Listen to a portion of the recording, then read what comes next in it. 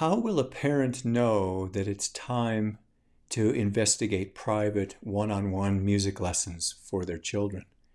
I get asked that a lot. The way I like to look at it is there's a time of exploring and experimenting, and it tips into this level of commitment, and you can usually tell based on the amount of time. So a self-starter child or someone who loves to work independently, they have the resource of the internet, and they can find dozens and dozens of help videos that will get them going on their instrument. The entire website is set up for the self-starters.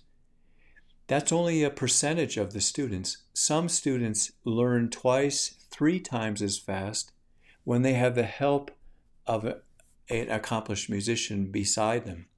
Sometimes it literally needs to be beside them. It can't be virtual. I've noticed since COVID particularly, young children struggle with a virtual environment. Older children, 9 and older, generally adapt to it easier.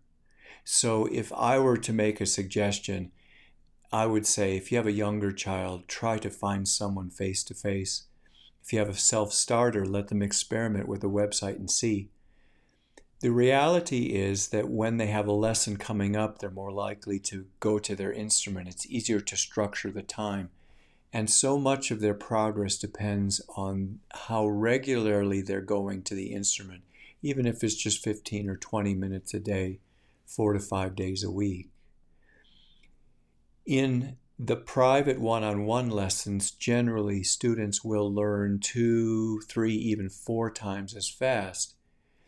About 5 years ago, I started to teach myself guitar, and I can literally look at 4 months here and 8 months there, where if I had the help of an accomplished professional, I would have saved myself that time because it really was not well spent. I didn't understand. I learned the hard way, and I'm still happy I did it. But a private teacher can shorten that frustration level. And of course, with a self-starter, it doesn't matter because they'll find out what they want and they'll go the direction they want. What's beautiful about musicians who are self-taught, very often they will carry their music their whole life. It's really kind of neat. So often people who are forced to take private lessons, the moment they stop taking lessons, they will never touch that instrument again. There are so many different dynamics. So I look for the consistency and the passion and the desire to play. If it's younger children, I want to hear them ask for it 4 or 5 times over a period of weeks, and then explore it, try to make it fun at the beginning. If they're older children, usually don't have to worry about that. And there are transition points, which I'll talk about in later blog videos. But usually what happens is they will hit this transition place. And if they get through that, it's highly likely they'll continue their instrument for another 3 or 4 years and work primarily on their own.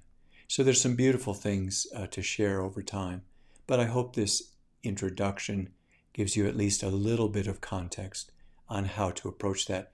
And if you need more information, just send me an email. I'd be happy to address your specific question and even do a free lesson with your children to find out, where they are. And sometimes the talent level does matter. Very talented children can kind of break those guidelines pretty quickly based on just raw ability. Thanks for joining me.